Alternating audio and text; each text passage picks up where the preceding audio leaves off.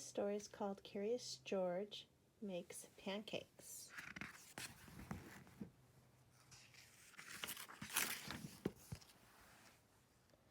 This is George.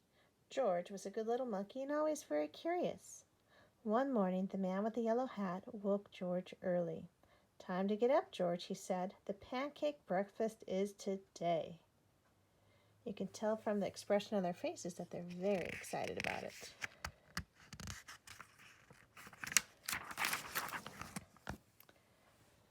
So you can look from the setting. Looks like they're in the park in the middle of a city. George loved the pancake breakfast. It was the fundraiser held every year to make money for special programs at the Children's Hospital. Besides eating pancakes, there were all kinds of games to play. Even the mayor came to play and eat, but first he gave a welcome speech. So we know from the information that the author gave us that this pancake breakfast and all the games helps to raise money for the Children's Hospital.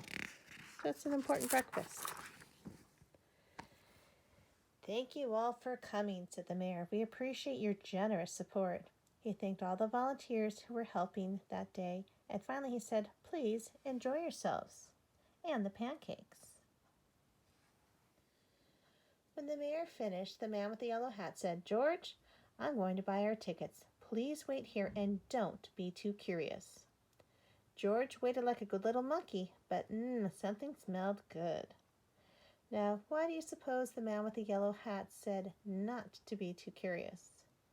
Well, if you've ever read any Curious George stories, he's very curious and he gets into a lot of trouble.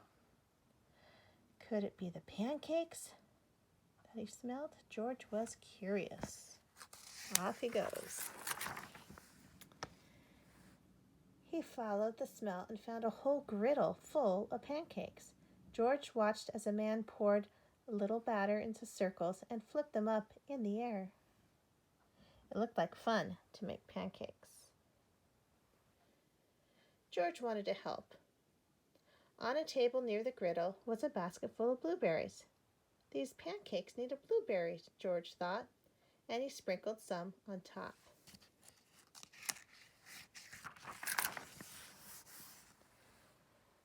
Meanwhile, the man at the griddle was so busy he didn't notice the little monkey helping him. But the line grew and grew. George pancakes were a hit. Soon everyone wanted them, and the man could not keep up. "Please wait," he said to someone holding an empty plate. "I need to find an assistant to help me." And just like that, he was gone. So it looks like the people really liked George's addition of the blueberries to their pancakes. So the cook took off because he needed more help. He had too many people to serve on his own. George looked at the people waiting in line and then at the empty griddle. Why, he could make pancakes. He could be the assistant. So now he's decided to try to help. George poured the batter into nice round circles.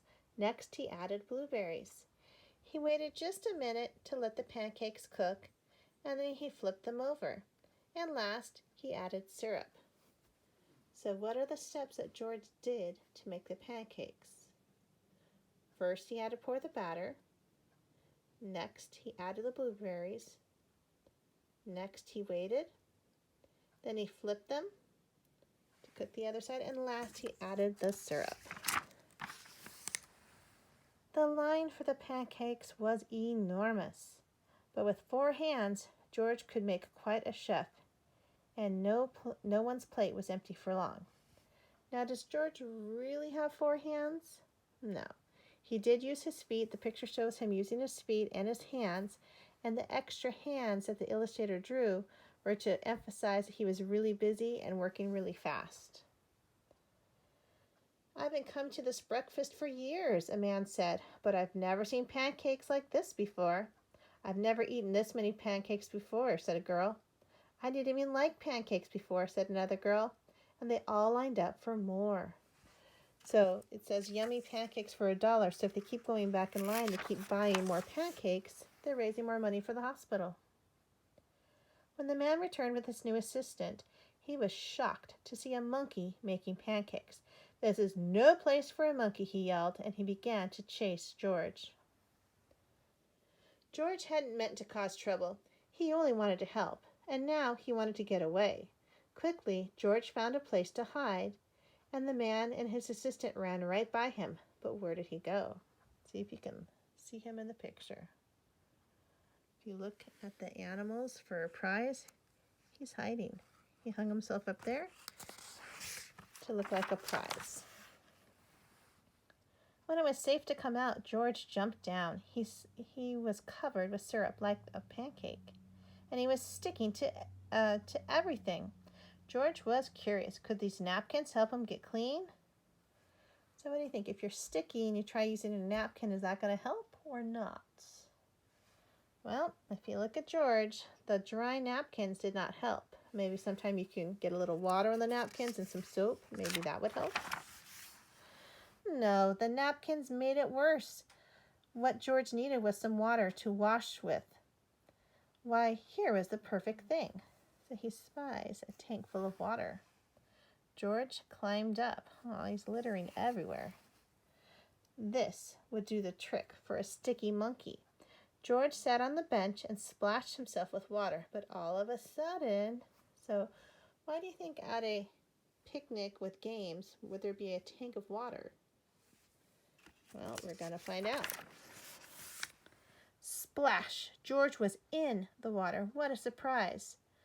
George climbed up again and splashed back down. He'd never been in a dunk tank before.